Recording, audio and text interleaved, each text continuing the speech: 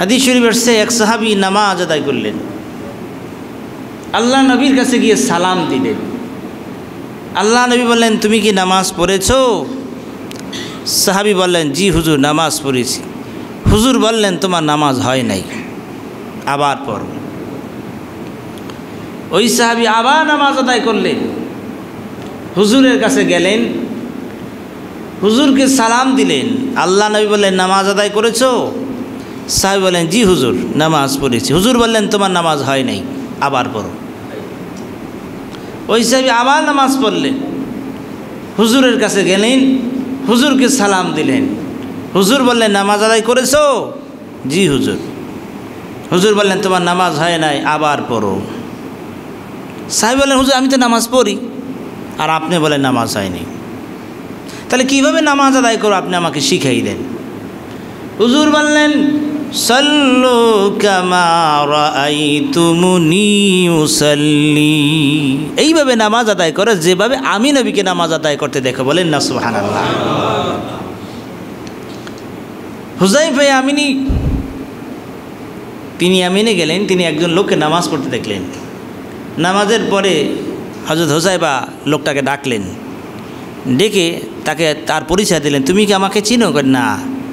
তিনি বললেন, আমি হলাম হযরত হুযায়ফা ইয়ামিনী, নবীজির আমি সাহাবী। তুমি যে নামাজ আদায় করলা, এইভাবে কতদিন নামাজ পড়তেছ? 40 বছর। হযরত হুযায়ফা ইয়ামিনী বললেন, ও আল্লাহ নবী সাহাবী, তুমি যদি এইভাবে 40 বছর পর্যন্ত নামাজ আদায় করে থাকো, তাহলে তোমার নামাজ এখন পর্যন্ত হয় নাই। হযরত হুযায়ফা ইয়ামিনী বললেন, এইভাবে নামাজ তুমি কত দিন কত বছর পড়ছো? তিনি বললেন, হুজুর অন্তত 40 বছর। হযরত হুযায়ফা ইয়ামিনী বললেন, 40 বছর যদি এইভাবে নামাজ আদায় করে থাকো, আমি মনে করি আল্লাহ নবীজির নামাজের সঙ্গে তোমার নামাজ মিল হয় নাই, সুতরাং তোমার নামাজ হয় নাই। এই জন্য আল্লাহ তাআলা বলছেন, ফাওয়াইলুল লিল মুসাল্লিন, ওই সব নামাজিদের দুর্ভোগ, নামাজিদের দুর্ভোগ, নামাজিদের জন্য ওয়াইল নামের দুজক। আল্লাযীনা হুম ইউরাউন, যারা মানুষের দেখানো নামাজ পড়ে, অর্থাৎ ফর্মালিটি রক্ষা করে, নামাজের নিয়ম কানুন, নামাজের তাদিল, নামাজের আরকান আহকাম, নামাজের ওয়াজিব সুন্নাত, নামাজ যেভাবে আদায় করা দরকার সেভাবে সে নামাজ আদায় করতে পারছে না। আল্লাহ তাআলা নামাজ পড়তে বলেননি। কোরআন শরীফ আল্লাহ তাআলা নামাজ কায়েম করতে বলছেন। ওয়াকিমুস সালাত শব্দটি এসেছে এভাবে কোরআন শরীফের বারবার 81 বার। ওয়াকিমুস সালাত, ওয়াকিমুস সালাত, নামাজ কায়েম করো।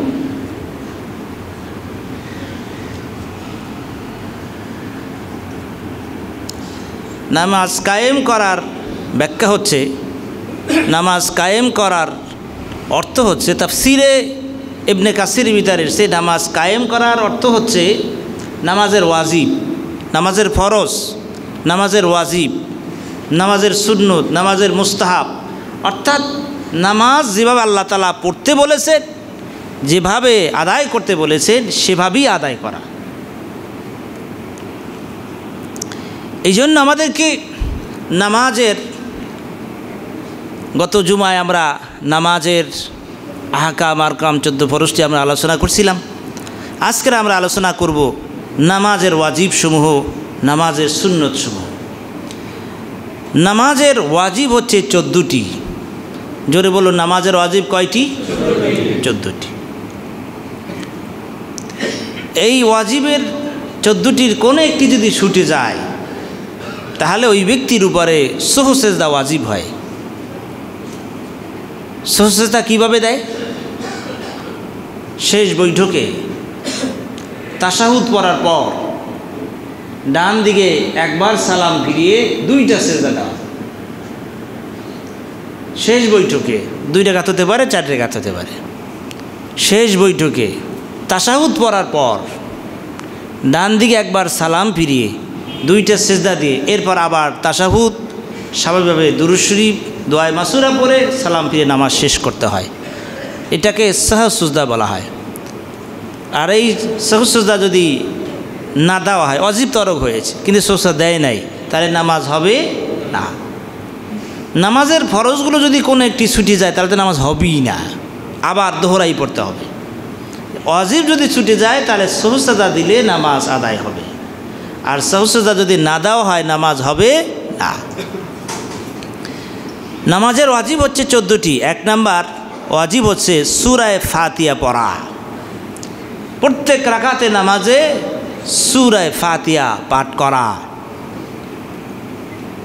অর্থাৎ ফরজ নামাজের প্রথম 2 রাকাতে এবং বিতির সুন্নাত ও নফল নামাজের প্রত্যেক রাকাতে সূরা ফাতিহা পাঠ করা ওয়াজিব। ফরজ নামাজের প্রথম 2 রাকাতে সূরা ফাতিহা পড়া কি ওয়াজিব, পরবর্তী 2 রাকাতে সুন্নত। আর বিতির নামাজ সুন্নত নামাজের প্রত্যেক রাকাতে সূরা ফাতিহা পাঠ করা ওয়াজিব।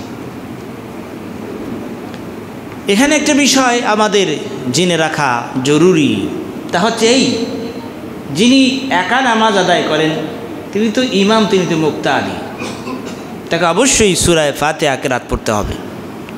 আর যিনি ইমাম তাকে অবশ্যই সূরা ফাতিহা প্রথম 2 রাকাতে পাঠ করতে হবে, পরবর্তী 2 রাকাতেও পাঠ করতে হবে, সেটা ওয়াজিব নয়। আর যারা মুসল্লি হবে, যারা ইমামের পিছনে ইক্তেদা করবেন, তারা কি করবেন? ইমামের পিছনে যারা মুসল্লি হবেন, যারা ইক্তেদা করবেন, তাদেরকে সূরা ফাতিহা কেরাত কিছুই পড়া লাগবে না। কারণ তিনি যখন নামাজে দাঁড়িয়েছেন তখনই তো নিয়াত করেছেন, ইক্তেদাইতু বিহাজাল ইমাম, আমি ইমামের পিছনে ইক্তেদা করতেছি, ইমামকে ফলো করতেছি। আর নবীজি বলছেন, মান কানা লাহু ইমামুন ফাকিরাতুন ইমামুন কিরাতুল, ইমামের কেরাতি মুক্তাদির কেরাত। বলেন না সুবহানাল্লাহ। ইমামের কেরাতি মুক্তাদির কেরাত। যেভাবে করে ট্রেনের প্রত্যেকটা বগিতে 3 ইঞ্জিল থাকে নাকি বলেন? না, একটা বগিতে ইঞ্জিল থাকে, বাকিগুলো সব খালি থাকে। এই জন্যই তো ট্রেন হয়েছে। ইমাম মুসল্লি ট্রেনের মতো, ইমাম যেন ইঞ্জিল, মুসল্লি যেন বগি। এই জন্য রাসূল পাক সাল্লাল্লাহু আলাইহি ওয়াসাল্লাম মুসল্লিকে একদিন কেরাত পড়তে তিনি নামাজের ভিতরে লক্ষ্য করলেন। নামাজ শেষ করে হুজুর বললেন সাহাবীরা, রে কে কেরাত পড়ছে আমার পিছনে? সাহাবী তো ভয় পেয়ে গেছে, সাহাবী কিছু বলছেন না। হুজুর প্রশ্ন করলেন, আমার পিছনে কে কেরাত পড়েছো? সাহাবী ভয় পেয়ে বলতেছেন, চুপ করে আছেন। 3 বার পড়ার পর সাহাবী বলেন, হুজুর আমি পড়েছি। হুজুর বলেন, লা তাফাল, কখনোই আমার পিছনে কেরাত পড়বে না, তোমার কেরাত আমার কেরাতের ভিতরে দ্বন্দ্ব হয়ে যায়। আল্লাহ তাআলা এই বিষয়ে চূড়ান্ত ফয়সালা দিয়েছে। সূরা আরাফ 204 নম্বর আয়াতের কারীম আল্লাহ পাক ইরশাদ করে, ফাইযা কুরিয়াল কুরআনু, যখন কোরআন কারীম তেলাওয়াত করা হয়, ওয়াইযা কুরিয়াল কুরআনু ফাসতামিউ ওয়া আনসিতু লাআল্লাকুম তুরহামুন, যখন কোরআন শরীফ তেলাওয়াত করা হয় যদি শোনা যায় তোমরা শোনো, আর যদি শোনা না যায় তোমরা চুপ থাকো, লাআল্লাকুম তুরহামুন, তোমাদের উপর রহম করা হবে। বলেন সুবহানাল্লাহ। যখন কোরআন শরীফ তেলাওয়াত করা হয়, অর্থাৎ এই আয়াতের ব্যাখ্যায় তাফসিরে ইবনে কাসির, তাফসিরে ইবনে আব্বাসের ভিতরে এসেছে, তখন ইমাম সাহেব কেরাত পড়ে তখন তোমরা শোনা গেলে শোনো। যেমন মাগরিবের কেরাত ইমাম সাহেব উচ্চ আওয়াজে পড়েন, এশার কেরাত ইমাম সাহেব উচ্চ আওয়াজে পাঠ করেন, মাগরিবের কেরাত ইমাম সাহেব উচ্চ আওয়াজে পাঠ করেন, শোনা যায় শোনো। ফজরের সময়, জুমা, ঈদের নামাজে কেরাত উচ্চ আওয়াজে পাঠ করে, শোনা যায় তোমরা শোনো। জোহরের সময় অনুচ্চ স্বরে কোরআনুল কারীম তেলাওয়াত করেন, আসরের সময় শোনা যায় না, চুপ থাকো। চারো মাযহাব এই বিষয়ে একমত হয়েছেন। তা হচ্ছে এই, মুসল্লি যদি এসে দেখেন যে ইমাম সাহেব মুসল্লিদেরকে নিয়ে রুকুতে চলে গেছেন, তাহলে মুসল্লি এসে আল্লাহু আকবার বলে সে রুকুতে চলে যাবে, তাকে সূরা ফাতিহা কেরাত কিছুই পড়া লাগবে না। এই বিষয়ে 4 মাযহাব একই ফতোয়া। কেউ যদি চালাকি করে ইমাম বিষয়ে কেরাত পড়ে, তা আমি পড়ব, অসুবিধা কি?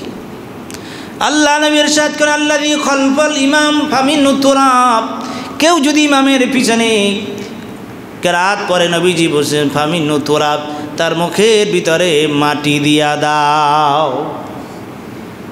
তাহলে ইমামের পিছনে আমাদের মাযহাবের ইমাম আবু হানিফা রাহমাতুল্লাহ আলাইহি ফতোয়া দিয়েছেন ইমামের পিছনে মুক্তাদির সূরা ফাতিহা কেরাত পড়া লাগবে না, কিন্তু ইমাম যাকে অবশ্যই তাকে কেরাত পড়তে হবে। যিনি একা নামাজ পড়েন তাকে অবশ্যই পড়তে হবে। রাসূল বলছেন লা সালাতা লিমান লাম ইয়াকরা বিফাতিহাতিল কিতাব, সূরা ফাতিহা ছাড়া নামাজ হয় না।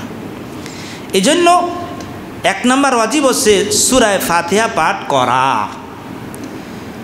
2 নম্বর ওয়াজিব হচ্ছে ফরজ নামাজের প্রথম 2 রাকাত এবং ওয়াজিব সুন্নাত নফল নামাজের সব রাকাতে সূরা ফাতিহার পর অন্য কোনো সূরা বা বড় 1 আয়াত অথবা ছোট 3 আয়াত পাঠ করা।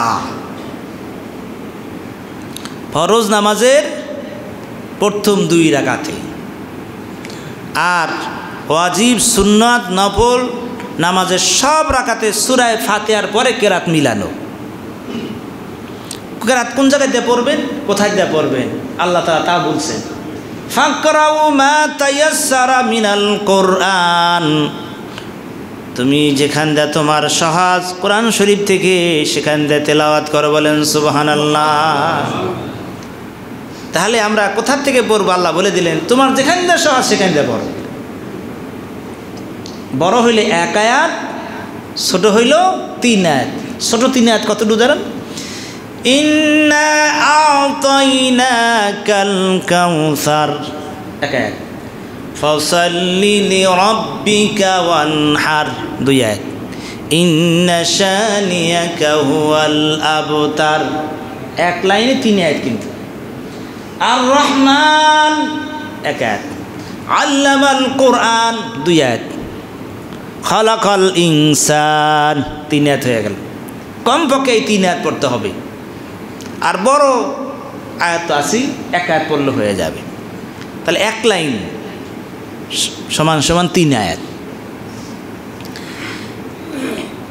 2 নম্বর ওয়াজিব হচ্ছে সূরা ফাতিহার পরে ফরজ নামাজের প্রথম 2 রাকাত, বাকি 2 রাকাতে শুধু সূরা ফাতিহা পড়বে, এরপর কেরাত পড়া লাগবে না। আর ওয়াজিব সুন্নত নফল নামাজের প্রত্যেক রাকাতে সূরা ফাতিহার পরে কেরাত মিলানো। আপনি কোরআন শরীফে যেখান থেকে সহজ সেখান থেকে পড়তে, তবে ধারাবাহিক রক্ষা করতে হবে। প্রথম রাকাতে যেখান থেকে পড়লেন এর পরবর্তী থেকে পড়া হয়, এটা মুস্তাহাব। অন্য সুন্নতের ক্ষেত্রে ধারাবাহিক রক্ষা করা সুন্নত, সেটা অন্য, কিন্তু ওয়াজিব নয়।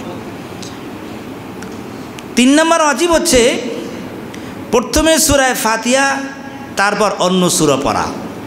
প্রথমে যদি আপনি অন্য জায়গার থেকে পড়েন, সূরা ইখলাস পড়লেন, এরপর সূরা ফাতিহা পড়লেন, না, আগে সূরা ফাতিহা পড়তে হবে, তারপর আপনি কোরআন শরীফে যেখান থেকে সহজ সেখান থেকে পড়া, এটা ওয়াজিব। তাহলে আগে কি পড়তে হবে? সূরা ফাতিহা।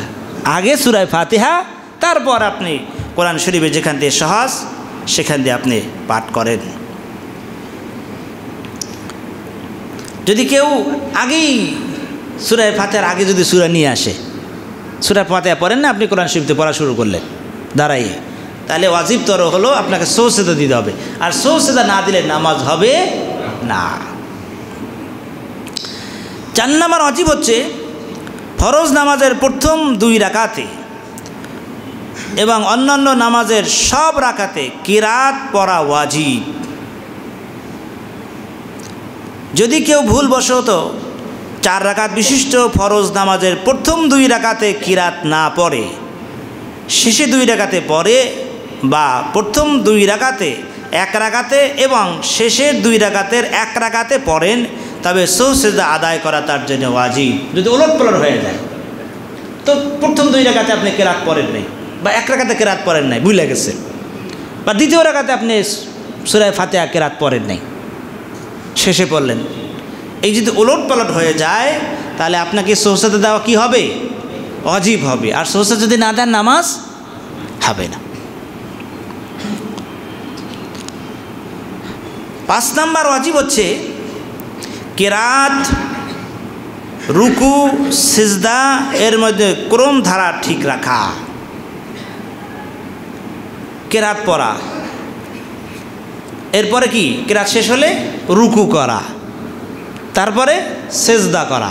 এখন আপনি আগে রুকু দিয়ে ফেললেন, আগে রুকু দিয়ে তারপর উঠে দাঁড়ায় কেরাত পড়লেন, তাহলে ধারাবাহিকতা কি হয়ে গেল? নষ্ট হয়ে গেল।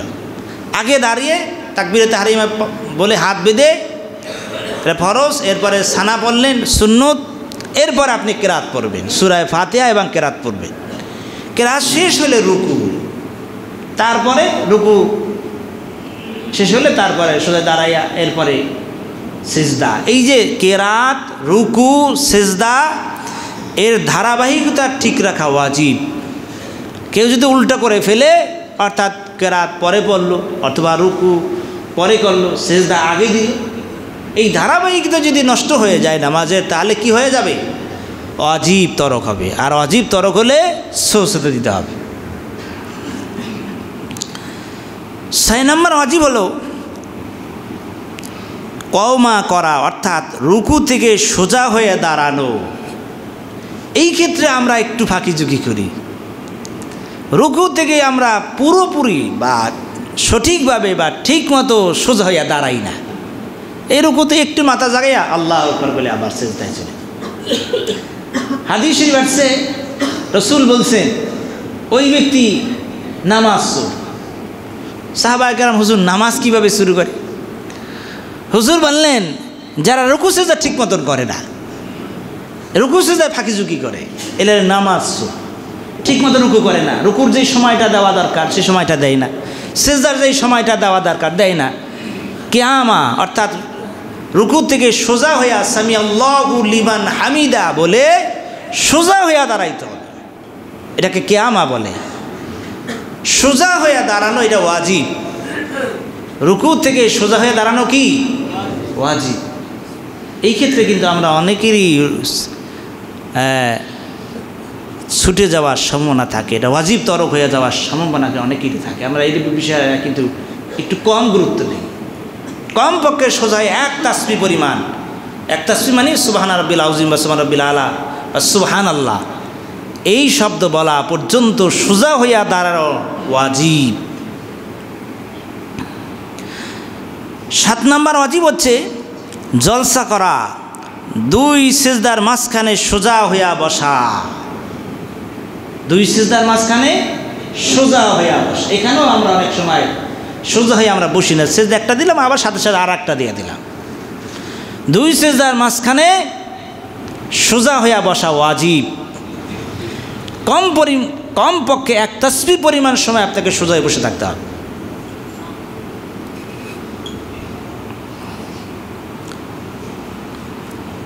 আট নম্বরে তাদিলে আরকান, অর্থাৎ রুকু সিজদা কওমা জলসা কমপক্ষে এক তাসবিহ পরিমাণ সময় স্থির থাকা, যাতে শরীর প্রত্যেকটি অঙ্গ প্রত্যঙ্গ যথাস্থানে পৌঁছে যায়। এটা ওয়াজিব। তাদিলে আরকান অর্থাৎ হুকুম হাকামগুলো, রুকু থেকে সোজা হইয়া দাঁড়ানো, সিজদা থেকে সোজা হইয়া বসা, কম বসা জলসার সময় কমপক্ষে এক তাসবিহ পরিমাণ সময় আপনাকে সময় দেওয়া, এটা ওয়াজিব। এক তাসবিহ পরিমাণ সময় দিতে হবে। 9 নম্বরে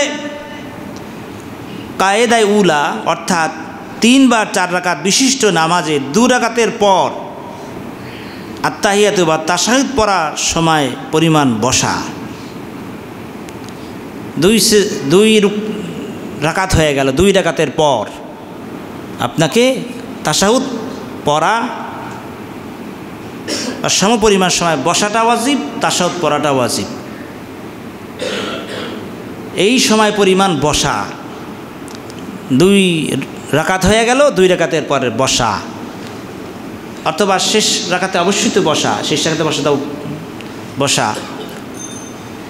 এই 2 রাকাত পড়ার পর তাশাহুদ পড়া বা সেই পরিমাণ সময় বসা হলো ওয়াজিব। 10 নম্বর ওয়াজিব হচ্ছে প্রথম শেষ বৈঠকে আত্তাহিয়াতু পড়া। এই তাশাহুদ পড়াটা ওয়াজিব, আর ওই সময় পরিমাণ বসাটা ওয়াজিব, 2টা ওয়াজিব এখানে। আপনি তাশাহুদ না পড়লেও আপনাকে ওই সময় পর্যন্ত বসে থাকতে হবে। আর তাশাহুদ পড়াটা হলো ওয়াজিব। তাহলে এই কুদুর ভিতরে বসার ভিতরে কয়টা ওয়াজিব? দুইটা। ওই সময় পরিমাণ বসা ওয়াজিব, তাশাহুদ পড়াটা ওয়াজিব। 4 রাকাত নামাজ হলে 2 রাকাতের পর একবার আর শেষে একবার। আর 2 রাকাত নামাজ হলে তো 2 রাকাতের পরে বসাটা হলো ওয়াজিব। এবং তাশাহুদ পড়াটাও কি? অনেকের আছে তাশাহুদ সঠিক হয় না, সঠিকভাবে শিক্ষা না করে নেওয়া, এবং তাশাহুদ পড়াটা কিন্তু ওয়াজিব। তাশাহুদ যদি না পড়েন তাহলে কি হবে? নামাজ হবে না। তাশাহুদ না বলে নামাজ হবে হবে না। তাশাহুদ যদি ভুলে যায়, ছুটে যায়, তাহলে একটা সোজা দিতে হবে। আর তাশাহুদ যদি আপনি না জানেন তাহলে নামাজই হবে না আপনার। তাশাহুদ না পড়া হলো না, ওয়াজিব তরক হলো। আর ওয়াজিব প্রত্যেক রাকাতেই তাহলে সোজা দিতে হবে। প্রত্যেক নামাজই তাশাহুদ যদি আপনি না জানেন, প্রত্যেক রাকাতে প্রত্যেক নামাজই সোজা দিতে, নামাজ তো হবে না। আর এরকম হবে না। আপনাকে তাশাহুদ ইমামকে উচ্চ স্বরে কেরাত পাঠ করা ওয়াজিব। অর্থাৎ মাগরিবের সময় প্রথম 2 রাকাতে, ইশার সময় প্রথম 2 রাকাতে, ফজরের সময়, ফজর তো 2 রাকাতই, জুমা ঈদে উচ্চ স্বরে প্রথম 2 রাকাতে কেরাত পাঠ করা ওয়াজিব। আর সিরি নামাজের মধ্যে ইমাম ও একাকী নামাজির জন্য অনুসর শব্দ কিরাত পড়া, ফজরের উভয় রাকাতে, মাগরিব ইশা এবং প্রথম 2 রাকাতে, জুমা ঈদের নামাজ, তারাবির নামাজে উচ্চ স্বরে কেরাত পাঠ করা এবং ওয়াজিব। এবং জহুর আসরের নামাজে অনুচ্চ স্বরে কেরাত পাঠ করা, আস্তে আস্তে পড়া ওয়াজিব। 12 নম্বর ওয়াজিব হচ্ছে সালাম ফিরানো, অর্থাৎ আসসালামু আলাইকুম বলে নামাজ শেষ করা ওয়াজিব। নামাজের শেষ করবেন কি বলে? আসসালামু আলাইকুম বলে নামাজ শেষ করা কি ওয়াজিব। এই আসসালামু আলাইকুম বলাটা হলো ওয়াজিব। আর এটা বললেই নামাজ কি হয়ে যাবে? শেষ হয়ে যাবে।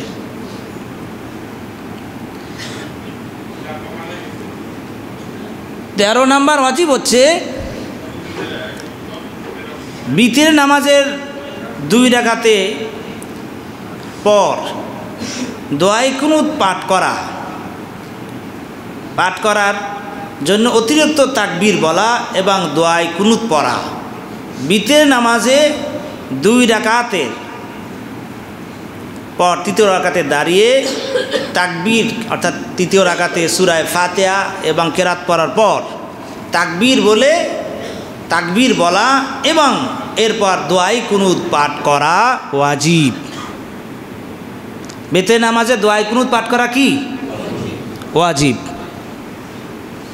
আল্লাহুম্মা ইন্না নাস্তাঈনুকা ওয়া নাস্তাগফিরুকা ওয়া নু'মিনু বিকা ওয়া নাতাওয়াক্কালু আলাইক ওয়া নুসনি আলাইকাল খাইর ওয়া নাশকুরুকা ওয়া লা নাকফুরুকা ওয়া নাখলাউ ওয়া নাতরুকু মাইয়াফজুরুকা। আল্লাহুম্মা ইয়্যাকা না'বুদু ওয়া লাকা নুসাল্লি ওয়া নাসজুদু ওয়া ইলাইকা নাসআ ওয়া নাহফিদু ওয়া নারজু রাহমাতাকা ওয়া নাখশা আযাবাকা ইন্না আযাবাকা বিল কুফারি মুলহিক। এই দোয়ায়ে কুনুত পাঠ করা কি? আমাদের ভিতরে অনেকে আছে দোয়ায়ে কুনুত জানেন না, আছে না? আইসে হুজুর কাছে, হুজুর দোয়ায়ে কুনুত তো মুখস্থ হয় না, পারি না। দোয়ায়ে কুনুত ছাড়া অন্য কোনো দোয়াটা পড়লে হবে কি না? না, হবে না। দোয়ায়ে কুনুত পাঠ করা কি? জোরে বলেন, দোয়ায়ে কুনুত পাঠ করা কি ওয়াজিব। তো অবশ্যই আপনাকে দোয়ায়ে কুনুত মুখস্থ করতে হবে, এর কোনো বিকল্প নাই। দোয়ায়ে কুনুতের অর্থটা কত সুন্দর। আল্লাহুম্মা ইন্না নাস্তাঈনুকা ওয়া নাস্তাগফিরুকা, আল্লাহ আপনার কাছে সাহায্য চাই, ওয়া নাস্তাগফিরুকা আপনার কাছে ক্ষমা চাই, ওয়া নু'মিনু বিকা আপনার উপর ঈমান আনি, ওয়া নাতাওয়াক্কালু আলাইক আপনাকে সর্বকাজে ভরসা করি, ওয়া নুসনি আলাইকাল খাইর আপনার সানা সিফাত করি, ওয়া নাশকুরুকা ওয়া লা নাকফুরুকা আপনার শুকর আদায় করি, আপনার কোনো নিয়ামতের নাশুকরিয়া করি না। বলেন না সুবহানাল্লাহ। অনাশকুরুকা ওয়া লা নাকফুরুকা ওয়া নাখলাউ ওয়া নাতরুকু মাইয়াফসুরুকা আপনার কাছে ওয়াদা করি যে খারাপ মানুষের সঙ্গে চলবো না। আল্লাহুম্মা ইয়্যাকা না'বুদু ওয়া লাকা নুসাল্লি, আল্লাহ আপনার জন্যই ইবাদত করি, আপনার জন্যই নামাজ পড়ি। বলেন না সুবহানাল্লাহ। কুল ইন্না সালাতি ওয়া নুসুকি ওয়া মাহইয়ায়া ওয়া মামাতি লিল্লাহি রাব্বিল আলামিন। আল্লাহ বলছেন হে রাসূল আপনি বলুন আপনার নামাজ, আপনার কুরবানি, আপনার রোজা, আপনার জীবন, আপনার মরণ সব কিছু আল্লাহর জন্য। বলেন না সুবহানাল্লাহ। এটাই আমরা দোয়া কুনুতে বলছি, আল্লাহুম্মা ইয়্যাকা না'বুদু, আল্লাহ একমাত্র তোমার জন্য ইবাদত করি, ওয়া লাকা নুসাল্লি, তোমার জন্যই নামাজ পড়ি, ওয়া নাসজুদু ওয়া ইলাইকা নাসআ, আপনার জন্যই সিজদা করি, ওয়া নাহফিদু ওয়া নারজু রাহমাতাকা, আপনার রহমত কামনা করি, আপনার কাছে মাপ চাই। লা তাকুনাতু মির রাহমাতিল্লাহ, আল্লাহ বলছে বান্দারে আমার রহমত থেকে নৈরাশ হইও না। আল্লাহুম্মা ইয়্যাকা না'বুদু ওয়া লাকা নুসাল্লি ওয়া নাসজুদু ইলাইকা নাসআ ওয়া নাহফিদু ওয়া নারজু রাহমাত ওয়া নাখশা আযাবাকা, আল্লাহ আপনার কঠিন আযাব থেকে আমরা পানা চাই। ইন্না আযাবাকা বিল কুফফারি মুলহিক, যেই আযাব আপনি কাফেরদের জন্য নির্ধারণ করছেন, সেই কঠিন আযাব থেকে আমরা আল্লাহ আপনার কাছে পানা চাই। আমরা অনেকেই আছি দোয়ায় কোনো জানি না, অর্থ তো প্রশ্নই আসে না। অবশ্যই আমরা দোয়ায় কুনুত শিখে নিব। দোয়ায় কুনুত ছাড়া বেতের নামাজ হবে হবে না। দোয়ায় কুনুত পাঠ করা কি? জোরে বলেন, দোয়ায় কুনুত পাঠ করা কি? তাহলে দোয়ায় কুনুত যারা আমরা জানি না অচিরেই মুখস্থ করে নিব, সবসময় পড়ে পড়ে আমরা এটাকে মুখস্থ করে নিব, অর্থটা আমরা জেনে নিব। 14 নম্বর ওয়াজিব হচ্ছে দুই ঈদের নামাজে অতিরিক্ত তাকবীর পড়া। ঈদের নামাজে অতিরিক্ত তাকবীর আছে কি নাই? 6 তাকবীর। এই তাকবীর বলাটা হচ্ছে ওয়াজিব, যে ঈদের নামাজে প্রথম রাকাতে 3 তাকবীর আমরা পড়ি, আবার দ্বিতীয় রাকাতে 3 তাকবীর, 6 তাকবীর আমরা দেই, এটা ওয়াজিব। তাহলে আমরা নামাজের 14টি ওয়াজিব আমরা শুনলাম। এই 14টি ওয়াজিবের কোনো একটি যদি কোনো কারণে ছুটে যায় তাহলে নামাজে সজদা দিতে হবে, সজদায় সাহু দিতে হবে, না সে নামাজ হবে না।